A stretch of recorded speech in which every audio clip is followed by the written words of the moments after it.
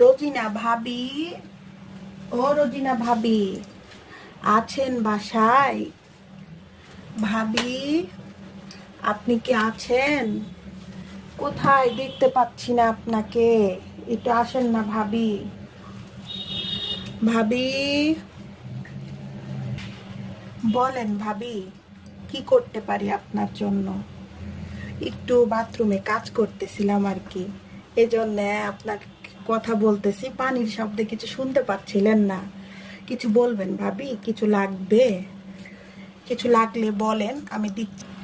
ভাবি কিছু মনে না করলে একটু তেল নিতাম, শেষ হয়ে গেছে, মাসের প্রথম তো, আর বুঝেন তো আপনার ভাইয়ের বেতন এখনো হয়নি।